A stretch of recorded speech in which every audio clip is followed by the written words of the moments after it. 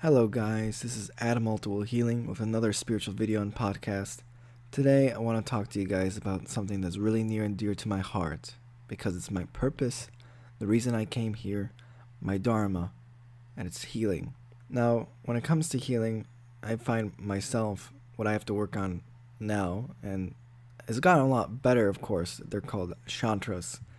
You don't know what a chantra is? It's whenever you wince at like a bad memory. You remember something embarrassing or something bad, and you wince. I still have to deal with those from time to time. It was a nightmare during middle school and high school, yeah, but after years of working on it, it's been getting a lot better.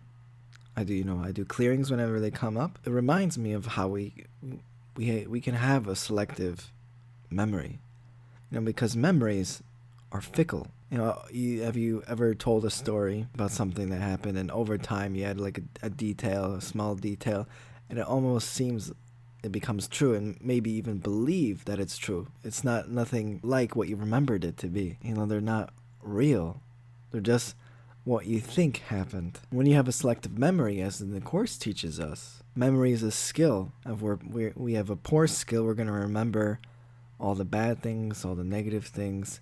We can easily train our minds to remember all the things that wonderful happened to us, the serendipity, the synchronistic, gratitude, appreciation. We have that power to focus on those, but more often than not we focus on the negative. That's what the ego wants. The ego wants you to remember, don't do this because this thing happened, don't you remember? And then it's like being in prison. You're not free, because you're trapped in your own limitations of fear of what happened in the past. How do you transcend this? Forgiveness. As the Course teaches us, forgiveness is my only function here. Forgive yourself and forgive others. It's a spiritual teaching that's been taught over and over again. But still, it's worth remembering and it's still worth applying. I can tell you, one of the most wonderful moments in my life is when I would sit down and I'd forgive all the people that I felt like I had grievances towards. And as I was writing, it would turn into me, like all the forgiveness. I forgive myself for looking at you this way, for saying these things. Because ultimately, if you're attacking somebody else, you're attacking yourself. Because there's only one energy. You understand? We're all part of the source energy. So if you're attacking your brother or your sister, you're essentially attacking yourself. And you wouldn't even have a need to attack if you were just totally in one, feeling wholeness for your whole entire body. You would not need to feel attack. Attack is a call for love. Because what I think of healing is the allowance of new higher frequencies, new higher vibration ideas, more beliefs that are in alignment to your highest good, more in alignment to your soul's expression. Because obviously when you have a belief that's not serving you, saying, I can't do this, of course you're going to feel bad because your source wants you to do this thing, but you have this belief that's almost blocking it. And it's just allowing you to know, hey, I need to forgive this. I need to transcend this belief so I can be whole. And as Abraham Hicks teaches us, that forgiveness is just letting go of resistance. And I think that's what, when I was writing all those names down, all those past grievances to forgive, I felt lighter because I was just letting go of all this junk that was holding me down from love. All the resistance just melted away. Because what I've been practicing is having Christ vision, knowing that we are all from the same source. We are all made of the same stuff. Why would I attack anybody else? But also, for me, looking at myself for the Christ vision.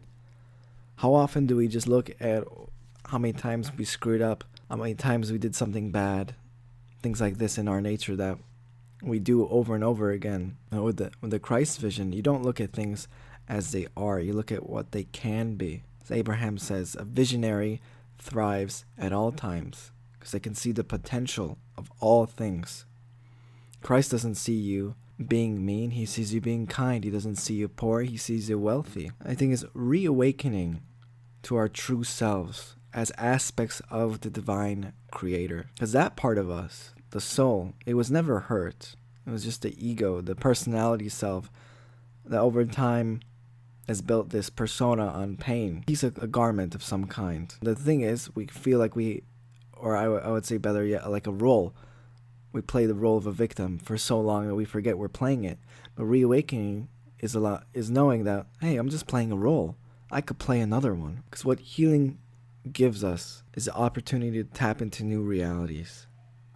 When we forget our limitations, we forget all these grievances, we forget our past, we forget who we are, where we are. We become no thing, no one, no time, which is the divine, the source energy. It's everything, all that is. And we tap into that power, which I do believe when we can do that when we're at a clear consciousness level, where we don't have any grievances.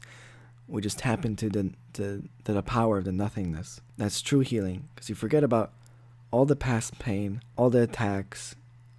You start living the life that you want, healed and fulfilled. Alright guys, that's it for today. Please leave a comment. I would like your feedback.